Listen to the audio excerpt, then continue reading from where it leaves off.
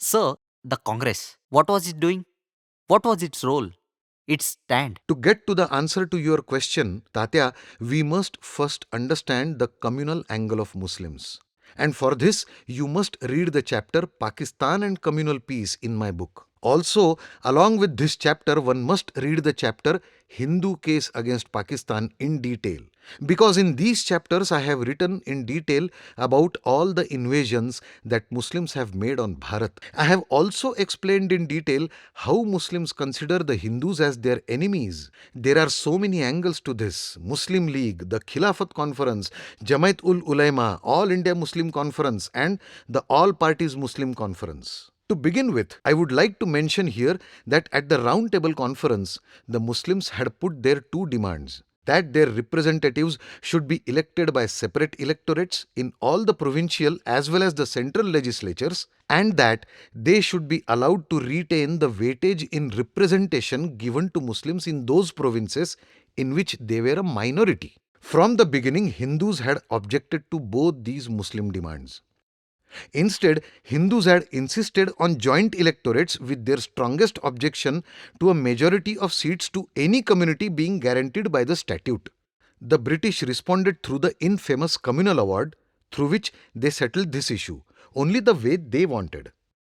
The British gave Muslims all they wanted without caring for Hindu opposition. Now just tell me, Tatya, if in the Hindu provinces Muslim minorities were allowed the right of self-determination in the matter of electorates, the question arises that why were not the Hindu minorities in the Muslim provinces given the same right of self-determination in the matter of their electorates? We all know that there was no answer to this question, then or even now. And this only proves that the communal award designed by His Majesty's government had a deep-seated iniquity.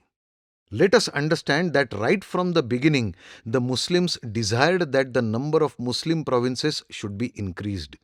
But no one asked a question: what was the underlying motive of the scheme of Muslim provinces? The Hindus always were thinking that if Muslim political power got mobilized in this manner, then it would have become an effective means to tyrannize the Hindu minorities in those provinces. I have made a very honest observation regarding this issue, Tatya. See, taking into consideration the effects of Pakistan, it could not be disputed that if Pakistan did not wholly solve the communal problem within Hindustan, it definitely would free the Hindus from the turbulence of the Muslims as predominant partners. There is another interesting fact, Tatya. See, Hindu religion can never become a missionary religion like Islam or Christianity. But Baba, my question was, where is Congress in all this? We are definitely going to talk about it, Tatya.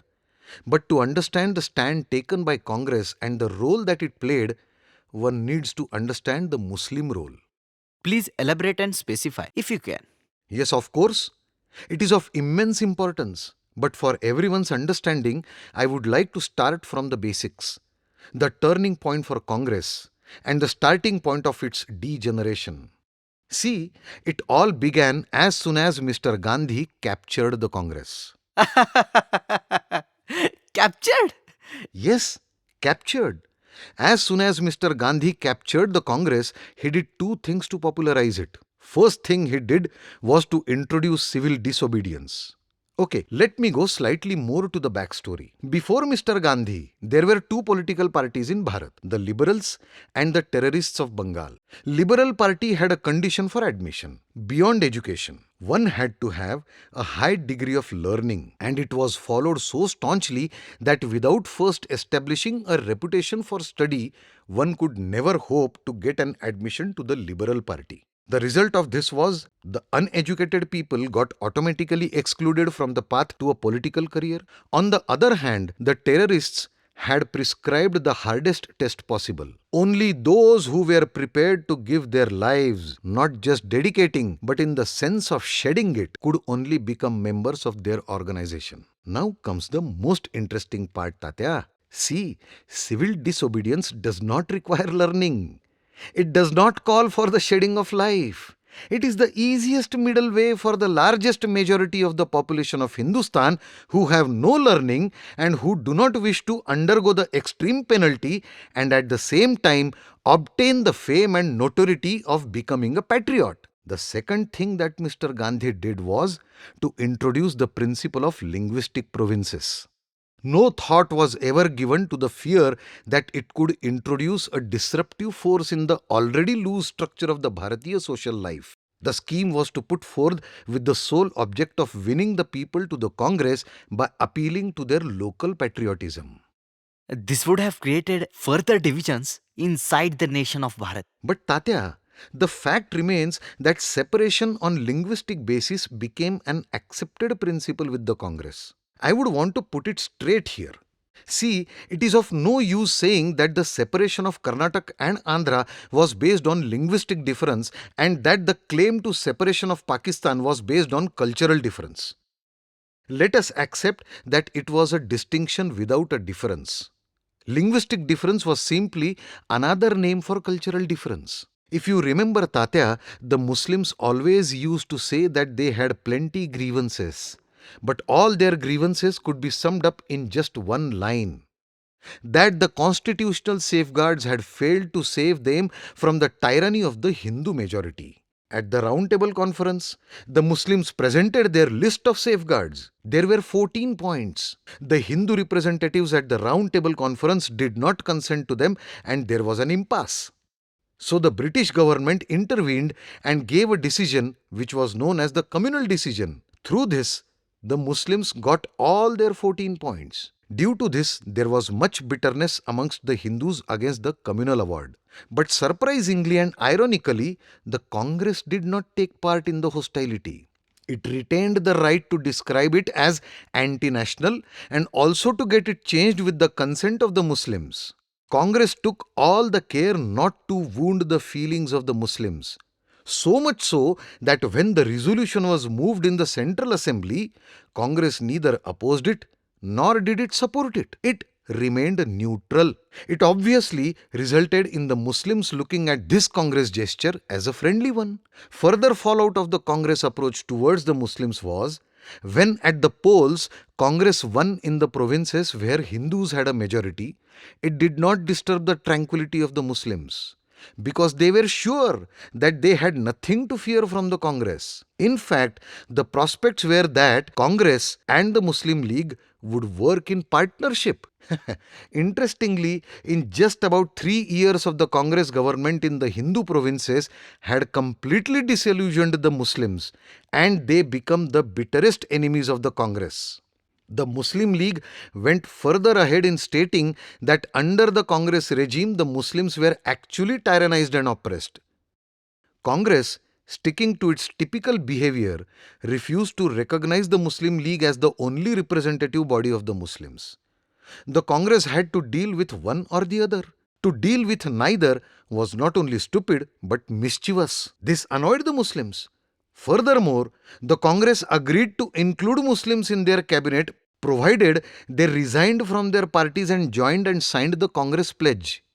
To put it in simple words, Tatya, it was a covert attempt by the Congress to break all other parties in the country and to make Congress as the only political party in Bharat. This went to such an extent that except a few handfuls, rest of the governors had to become active supporters of the Congress government by showing their partisanship by praising the Congress or wearing the khadi, which is the official party dress code of the Congress. The Muslims had lost their faith in the Congress as their important safeguard.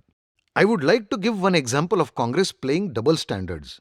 And being honest, while the Congress had the policy of not forming a coalition government, instead of join and sign the Congress pledge, whenever they were in a majority, but in whichever province it was in minority, they did form coalition ministries without asking the ministers from other parties to sign the Congress pledge. One thing was very clear, Tatya.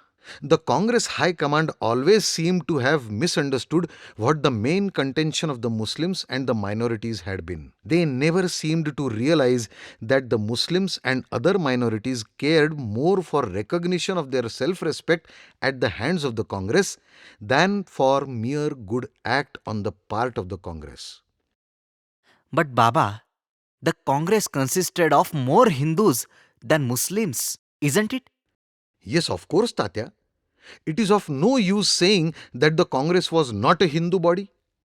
A body which was Hindu in its composition was bound to reflect the Hindu mind and support Hindu aspirations. Tatya, see, please don't mind my words, but the only difference between Congress and your Hindu Mahasabha was that the Hindu Mahasabha was crude in its expression while the Congress was always political and polite. Apart from this, there was no difference between Congress and the Hindu Mahasabha. The Congress was never prepared to share power with a member of a community who did not owe allegiance to the Congress. In fact, it was a condition which allowed to share power with Congress. It was like a rule within the Congress. Tatya, you were always frank, bold, and definite in your approach when it came to this issue. And this was always your distinguishing factor from Congress. Congress was always irritatingly vague and indefinite in its approach as well as decision making. They even did this through their declarations about the minority rights. You at least had the merit of telling the Muslims thus far and no further. But in case of Congress, the Muslims found themselves nowhere. The Congress treated the Muslims and the minority only as a game in diplomacy. Now that we are talking about Congress, we cannot avoid Mr. Gandhi even if we want to. To begin with, the part played by Mr. Gandhi in the Khilafat agitation and the connection between the Khilafat agitation and the non-cooperation movement had become very difficult to understand. Because of the fact that most people believed it was the Congress who initiated the non-cooperation movement and that it was initiated for the sake of winning Swaraj. Tatya, whereas the truth was, non-cooperation was launched by the Khilafat committee and it was only adopted by the Congress primarily to help the Khilafat cause. The person who suggested it to the Khilafat committee and who identified himself with the committee and took the responsibility for giving effect to it and who brought about its adoption by the Congress was Mr. Gandhi. You must be aware, Tatya, that Mrs. Annie Besant had written this in her book, The Future of Indian Politics, that Mr. Gandhi in March 1920 had forbidden the mixing up of non-cooperation in defense of the Khilafat with other questions. But it was found that the Khilafat was not sufficiently attractive to Hindus and hence the AICC meeting held at Banaras on May 30 and 31, the Punya atrocities and the deficiency of the Reforms Act were added to the provocative causes. You will realize, Tatya, this explains a lot about Congress and its attitude, especially after Mr. Gandhi captured it. One more instance for our audiences. On the 3rd of June 1920, a joint meeting of Hindus and the Khilafatist Muslims was held at Allahabad. The Hindus were hesitant in joining the Muslims. Mr. Gandhi was the only Hindu who joined the Muslims. Rather, he led them.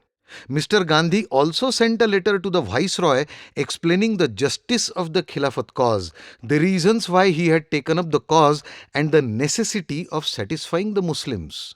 He did not stop here, Tatya, see. Later he went headlong and took the lead out of the hands of the Khilafatists.